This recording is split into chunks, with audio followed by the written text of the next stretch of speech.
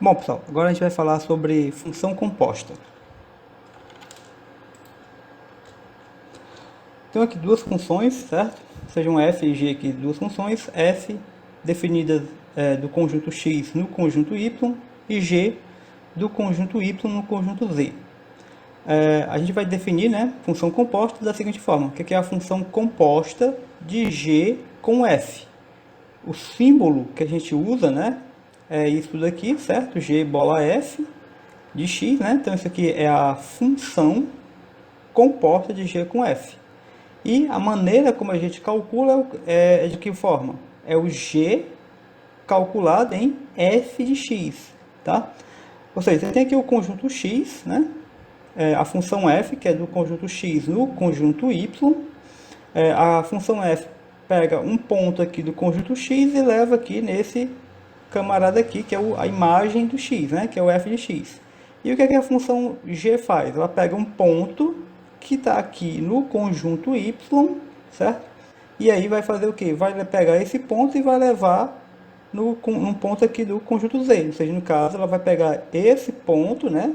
A imagem de x, ela pega esse ponto aqui, o f de x, e leva calculando o g desse camarada aqui, tá? Ou seja, a função g bola f vem daqui, né, para cá, certo? Vamos fazer aqui um exemplozinho só para a gente entender melhor como é que fica essas coisas. Eu tenho aqui uma função f, f igual a raiz quadrada de x, e g de x, né, igual a x ao quadrado menos 3x menos 4. E aí ele pede determine o domínio da função, né, f bola g de x, tá? Bom, aí como é que a gente faz isso? A gente vai calcular, né, o f bola g de x usando definição. Como é que é a definição para isso daqui? F bola g de x é o f calculado em g de x, certo? E aí a gente vai fazer simplesmente o que a função f vai fazer, né? A função f, ó, repare que a função f ela pega o camarada que está aqui dentro, ó, e calcula a raiz dele, tá? Alguns alunos às vezes se confundem nessas coisas aqui, tá? Então assim, esse g agora, aqui ó, o g, ele está fazendo o papel do x, tá? Então você tem que olhar para quem está aqui dentro, ó, certo? Então o que o f faz? Ele pega a raiz quadrada do que está aqui dentro, então tem que ser raiz quadrada do g de x. Mas quem é o g de x? É isso daqui. Então fica a raiz quadrada disso. Bom, então isso aqui é a nossa função, né? A regra. Agora, o que vai ser o domínio dessa função? Aí a gente tem que lembrar que, como você tem aqui uma raiz quadrada, a raiz quadrada nunca pode ser negativo, né? Então, o que está dentro da raiz aqui, certo? Então, a gente vai fazer o domínio de f bola g como x real tal que x quadrado menos 3x menos 4 tem que ser maior ou igual a zero, certo?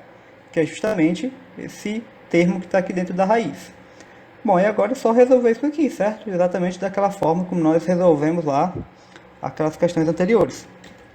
A gente tem aqui, isso aqui o gráfico dessa função aqui é uma parábola, né? Você pode encontrar aí depois, certo? Você vai tirar as raízes dessa função aqui, os zeros, né?